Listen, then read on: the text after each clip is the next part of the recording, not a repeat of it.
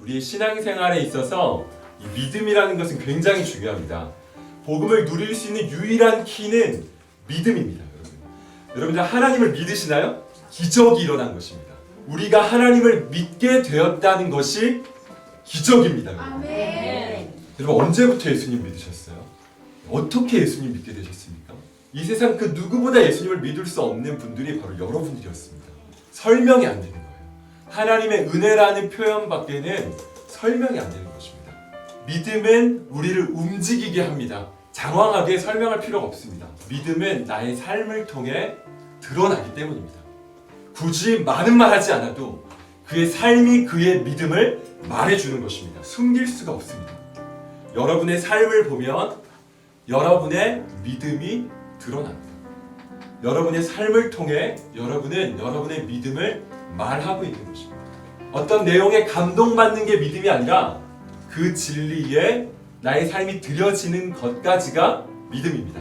저는 이 경건회복훈련학교에 오신 여러분들께 말씀드리고 싶습니다. 이 학교를 통해 에세이도 너무 잘 쓰고 나눔도 너무 은혜롭게 하는데 여러분 거기까지 머무시면 안 됩니다. 거기에 나의 삶이 어떻게 돼야 돼요? 드려져야 됩니다.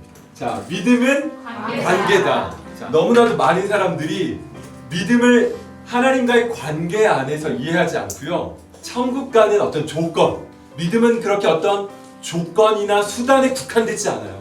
믿음은 여러분 신비로운 것이 살아있는 하나님과 관계한다는 거예요. 여러분 믿음이 좋다는 것은 우리가 뭘 열심히 하고 안 하고의 관점으로 바라보시면 안 되고요.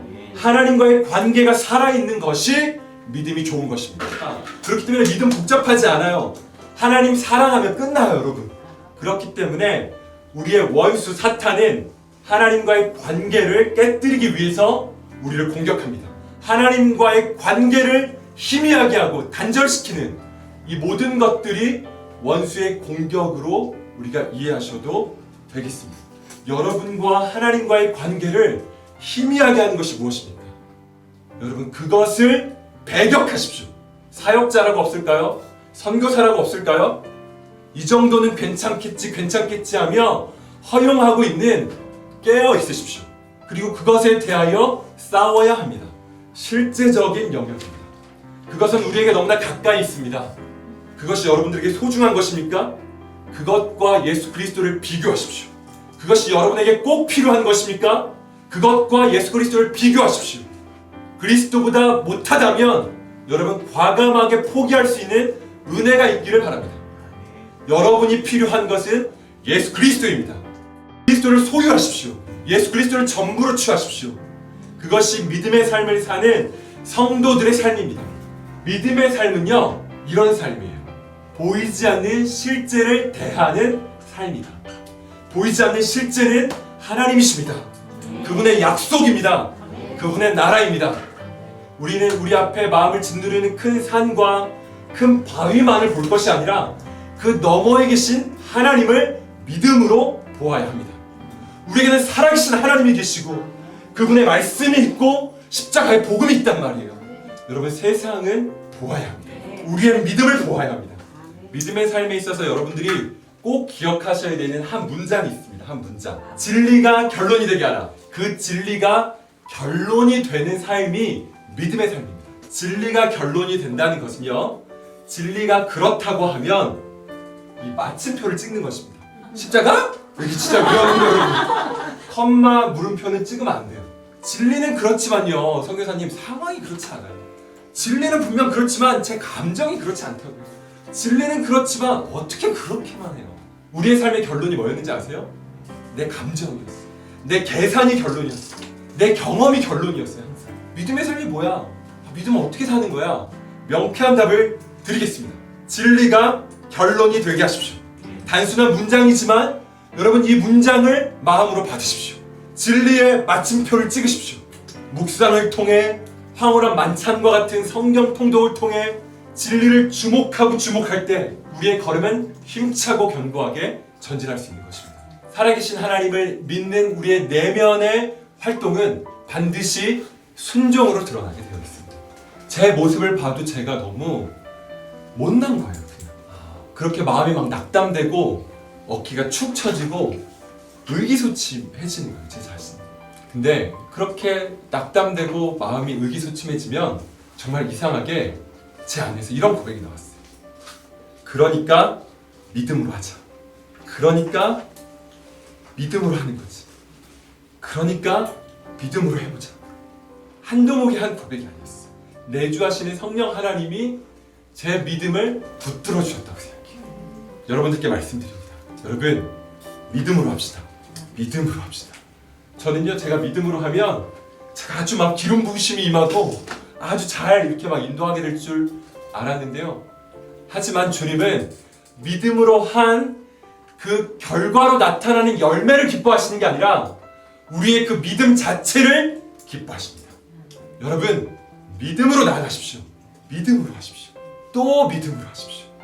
또 믿음으로 하십시오. 이것이 성도들의 삶입니다. 우리가 주님께 드리는 믿음의 순종은요, 십자가의 자리에 산 제물로 우리를 드리는 순종입니다. 죽음 없이 순종 불가능해요. 십자가의 자리에 거룩한 산 제사로 드려진 그 순종을 주님은 예배로 받으십니다. 강의 중에서 제일 중요한 게 7번입니다. 두 개의 견고한 기도. 우리의 믿음의 삶을 혼돈하지 않게 딱 버텨주는 첫 번째 기둥은 이것입니다. 십자가의 복음입니다. 복음을 아는 사람들의 특징은요, 복음을 더 알고 싶어합니다. 복음을 아는 자의 의무는 복음을 아는 것이다. 복음을 모르는 사람들의 특징은요, 복음에 대하여서 관심이 없습니다. 예수 그리스도의 십자가를요, 과거에 있었던 한 사건으로 여기는 순간 우리의 신앙은 혼돈을 경험하게 되었습니다. 십자가는 오늘의 십자가가 되어야 합니다. 그리고 예수 그리스도의 십자가를요, 내 삶의 주변 언저리에 놓는 순간 어려움이 오게 되었습니다. 예수 그리스도의 십자가는요, 내 삶의 중심에 두어야 합니다. 매일의 십자가, 내 삶의 중심의 십자가입니다. 십자가가 말하는 것이 무엇입니까? 우리가 죄인이라는 것입니다. 죄의 문제는 열매의 문제가 아닌 생명의 문제입니다. 우리는 마음과 육체가 원하는 바를 하고 끊임없이 나를 추구합니다. 하나님을 이용해서 나를 추구합니다. 죄인들이 추구하는 것은 한결같습니다. 항상 나를 추구합니다. 병든 자의 결핍을 추구합니다. 그것이 죄인들의 복음입니다. 따라하겠습니다. 병든 자는 고쳐봐야 병든 자다. 정확하게 타격해야 될 곳이 있는데 거기는 바로 물 근원입니다. 복음은요, 우리의 존재 본질 중심 안에 찾아오신 예수 그리스도의 사건입니다. 이 복음을 믿으셔야 합니다. 병든 자가 죽었다는 것을 믿는 것입니다, 여러분. 병든 자가 예수와 함께 죽었다는 것을 믿는 것만이 하나님이 우리에게 주신 유일한 방법입니다. 진리는 단순합니다. 여러분, 예수님 믿으십시오. 예수님 믿으십시오. 이 예수 그리스도를 믿는 믿음은요, 과거에 한 번 있는 한 사건이 아니라 매일 믿어야 할 진리입니다. 매일 믿음으로 나아가는 것이 믿음의 삶입니다. 두 번째 견고한 기도. 다시 오실 메시아는 두 번 오십니다. 그리고 이 복음이 천하 만민에게 전파되면 그분이 오십니다. 영광의 왕으로 오십니다. 심판주로 오십니다. 신랑으로 오십니다. 이 십자가가 오늘의 십자가, 매일의 십자가가 되어야 하고 내 삶의 중심의 십자가가 될 뿐만 아니라 믿음의 경주를 하는 것입니다. 어디로? 다시 오실 예수 그리스도를 향해, 하나님 나라를 향해 믿음의 경주를 더 나은 본향을 향하여 달려가는 것입니다. 성경은 말합니다. 선교는 완성될 거야. 넌 어떻게 할 거니? 너는 어느 자리에 있을 거니?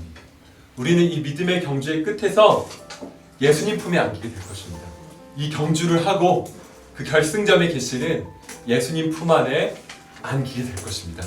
이 믿음의 걸음을 갈 수 있는 것은요, 우리의 대단한 의지 때문이 아니에요. 오늘도 하나님은 믿어주세요. 하나님의 믿음, 하나님의 그 믿음이 반드시 당신의 영광스러운 뜻을 성취해내고야 말 것입니다. 이 시간 함께 기도하며 나아갑시다.